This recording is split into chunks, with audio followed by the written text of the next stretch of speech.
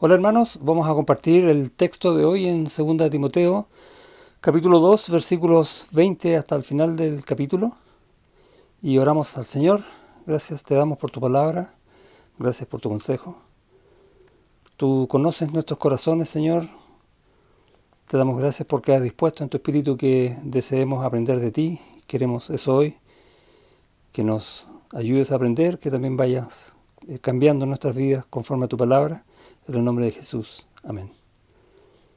El texto en Timoteo ya sabemos que Pablo le está dando consejos a su discípulo que ya está trabajando firme en la obra del Señor, y entre los consejos que le da ahora va a decirle lo que es y lo que no es respecto de una vida santa delante del Señor. Y comienza diciendo en el versículo 20: pero en una casa grande no solamente hay utensilios de oro y de plata, sino también de madera y de barro, y unos son para usos honrosos y otros para usos viles. Y este versículo no es de buenas a primeras tan fácil de interpretar, pero está muy relacionado con lo que dice en 1 Corintios 3, versículos 10 al 15, cuando habla de las obras que uno hace en el Señor, que hay algunas que tienen valor y otras que no. Entonces no está hablando de que la vida del creyente es vil ni honrosa, sino que está hablando de creyentes que son preciosos delante del Señor y los va a usar de esa manera, y creyentes que aún por su inmadurez, por no entender todas las cosas que el Señor quiere de ellos, todavía no están aptos para ser usados en la obra. Básicamente eso es lo que dice. De hecho, en el original, esa palabra honrosa y vil son antónimos, y está hablando de precioso y no precioso. Así que si alguno, sigue en el 21, se limpia de estas cosas, de las que no convienen, y ahí está hablando, si alguno sigue una vida santa, si alguno se preocupa de huir de lo que no conviene, tal como lo dice en el versículo 22, entonces será instrumento para honra, será un instrumento útil, eso es lo que quiere decir, precioso en las manos del Señor. Y nosotros tenemos testimonio de tantos hermanos que nos han dejado unos ejemplos preciosos, y uno dice, a mí me gustaría ser como él. Y nos recordamos de algunos, ¿no? Y se puede. Básicamente hay que seguir el mismo consejo que Pablo le está dando a Timoteo.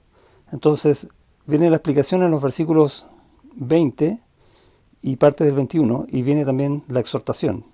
¿Qué es lo que hay que hacer? Primero, limpiarse de las cosas que no convienen, dice en el versículo 21, para ser un instrumento precioso, para honra, santificado, útil al Señor y dispuesto para, dice, no una buena obra, sino dice toda buena obra. Entonces el corazón del siervo que desea agradar al Señor tiene que estar a disposición completa del Señor.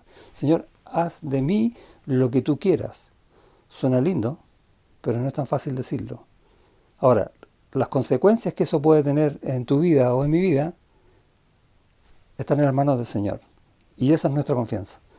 Cuando nosotros conocemos al Señor, confiamos completamente en Él. Ahora viene la exhortación al revés. Huye también de las pasiones juveniles. ¿De qué hay que huir? De aquellas cosas que nos tientan, que llaman a nuestra carne, que están en el mundo. Pero también exhorta positivamente. Es un pasaje bastante práctico. Entonces, huye de lo que no conviene, y nos dice, no te metas con, ten cuidado con... No, huye. La exhortación es clara, práctica. Huye. No juegues con. No creas que a ti no te va a pasar nada, porque te va a pasar. Puedes caer y no te vas a dar cuenta. Eso es lo que está diciendo. Huye. Y después dice, sigue. Lo que sí tienes que hacer, dice, y sigue la justicia. Siempre entendemos que cuando habla de justicia está hablando de rectitud moral, las cosas que moralmente son rectas delante de Dios y están en su palabra, la fe, y hablamos de la confianza en Dios, de depositar toda nuestra vida, y como dije recién, pedirle al Señor que haga de ti y de mí un instrumento de Él para lo que Él quiera, con toda la confianza de que estamos tratando con el Señor, o en realidad es al revés, es el Señor el que está tratando con nosotros. A eso se le llama fe acá. Luego dice el amor y la paz. con los que de corazón limpio, y sigue la idea, invocan al Señor, buscan al Señor, se refugian en el Señor. Deja que el Señor haga con uno lo que Él quiere. Esa es la idea. Pero desecha, otra vez, elimina las cuestiones necias e insensatas sabiendo que engendran contiendas. Y habíamos visto en los versículos anteriores a qué se refiere eso. El mal uso del conocimiento que uno tiene de la palabra del Señor. Cuidado con eso. Porque el siervo del Señor no debe ser contencioso, sino amable para con todos, apto para enseñar, sufrido, que con mansedumbre corrija a los que se oponen. Y este es un paso más allá, ¿no? No solamente que yo esté en comunión con el Señor, sino que cuando el Señor me use, incluso me puede usar para exhortar a aquellos que están haciendo lo incorrecto. Eh, por si quizá Dios les conceda que se arrepientan para conocer la verdad y escapen del lazo del diablo en que están cautivos a voluntad de Él. Entonces, el tema aquí es mi decisión. ¿A voluntad de quién estoy? Del Señor, ¿cierto? ¿Eso es lo que yo quiero? Bueno, aquí está toda la recomendación. ¿Por qué? Porque somos hijos de Dios. Y cuando somos hijos de Dios, sabemos que Él nos ama y que nosotros lo amamos a Él. Y hay un pasaje que con este quiero cerrar la idea que está en la primera carta de Juan, en el capítulo 3. Dice, mirad cuál amor nos ha dado el Padre para que seamos llamados hijos de Dios. Y ya esa sola frase debiera movernos a la fe. Señor, haz conmigo lo que tú quieras, ¿no? ¿Cuánto amor? Y pensamos en la cruz, pero piensa en cuánto amor día a día te está dando el Señor. Dios es amor y Dios te ama cada segundo de tu vida y no deja de amarte. Pero en ese amor decidió hacerte hijo. Por lo tanto podemos conocerlo realmente como un hijo conoce a un padre. De eso está hablando acá. Y dice, por esto el mundo no nos conoce porque no le conoció a Él. Nuevamente, ¿qué nos importa entonces lo que pasa en el mundo en cuanto a la moral? El mundo va a hacer lo que quiera. A nosotros nos importa qué es lo que piensa Dios. En base a eso está el consejo de Pablo, que Juan aquí también de alguna manera lo ratifica. Luego en el versículo 2 dice, amados, ahora somos hijos de Dios y aún no se ha manifestado lo que hemos de ser, hablando de nuestra realidad futura, en la gloria.